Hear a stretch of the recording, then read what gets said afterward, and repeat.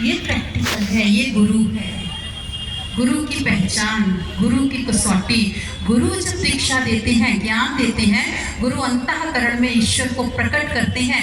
पहचान है सज्जनों, ये संत की पहचान है, ये गुरु की। कबीर जी ने बहुत सुंदर कहा, जगमग ज्योत गगन में है झलके, झीनी राग सुनावे, मधुर मधुर धुन अनहद बाजे, अंतर की झरलावे। कबीर जी ने कहा, जगमग ज्योत गगन में झलके, अंतर जगत में ईश्वर को प्रकट कर दे, ज्योति को प्रकट कर दे, अंतर जगत में दिखा दे ईश्वर को। जगमग ज्योत गगन में झलके, मीठी अंतःकरण में अनहद की ध्वनि को सुना दे, ये घंटे शंख नगाड़े ये अंतर जगत में सुना दे, अंतर जगत में अमृत का पान करा दे, साधु सु सतगुरु मोहि भावे। कबीर जी ने कहा, ऐसा गुरु चाहिए मुझे, ऐसा। खोज कीजिए संत की, तलाश कीजिए संत की, लेकिन कसौटी देकर खोज कीजिए। बिना कसौटी के संत के पास जाएंगे तो चले जाएंगे। खाली हाथ खोज करने के लिए मत निकलिए, अपने पास लेकर चलिए। और हम दिव्य ज्योति जागृति संस्थान की ओर से आपको कसौटी दे रहे हैं। संत मिलेगा तो क्या देगा, संत की शरण में जाएंगे तो आपको क्या मिलेगा, गुरु के सानिध्य में जाएंगे तो आपको जिस क्षण वो दीक्षा देंगे, ज्ञान देंगे, ठीक उसी क्षण आपके भीतर ईश्वर को दिखा देंगे, ईश्वर को प्रकट कर देंगे, आपके अंतःकरण में ईश्वर का साक्षात्कार करा देंगे।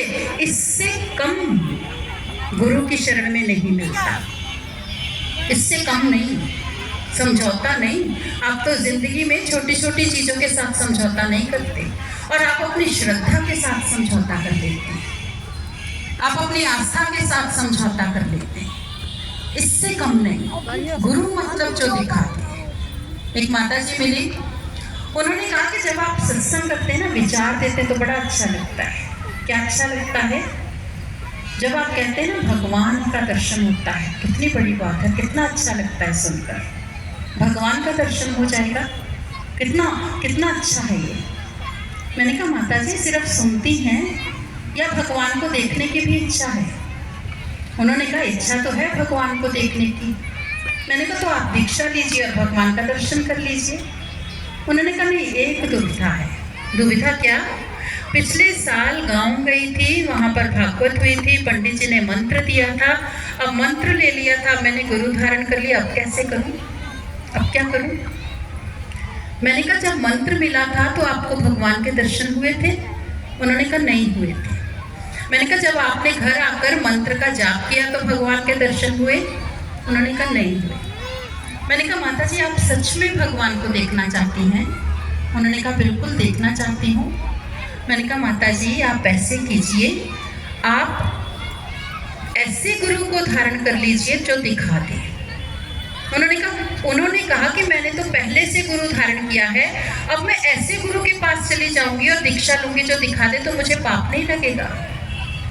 किसने कहा पाप लगेगा? सभी कहते हैं, आपके ग्रंथ कहते हैं, आपके शास्त्र कहते हैं, आपके ग्रंथों ने तो कहा, जब तक गुरु मिले ना साचा, चाहे 10 करो या 50।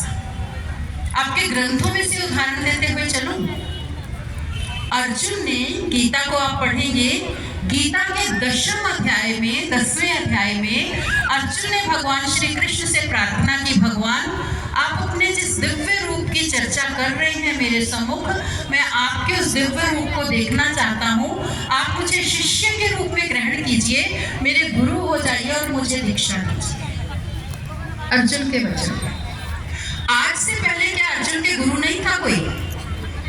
द्रोणाचार्य कौन थे? अर्जुन के गुरु। कृपाचार्य कौन थे? अर्जुन के गुरु। 2 गुरु पहले से थे।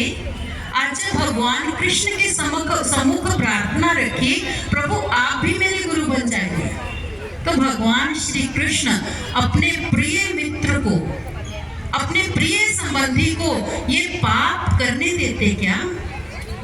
समझा नहीं देते अर्जुन को, अर्जुन तेरे तो पहले 2 गुरु हैं, अब तो तीसरा गुरु धारण करेगा तो तुझे तो घोर पाप मिलेगा, घोर नरक मिलेगा तुझे। ऐसा नहीं कहा भगवान ने। अर्जुन ने प्रार्थना की, भगवान ने अर्जुन को दीक्षा दी, ज्ञान दिया, अर्जुन के मस्तक पर हाथ रखा और अर्जुन के अंदर क्या प्रकट कर दिया? विराट प्रकट कर दिया। अर्जुन ने अपने अंदर भगवान के विराट स्वरूप को देखा, दर्शन किया अपने अंतःकरण में, और अर्जुन ने हाथ जोड़ दिए दोनों। उसने कहा, हे प्रभु, तो आप मेरे गुरुओं से भी बड़े गुरु हो। गीता कहती है गुरु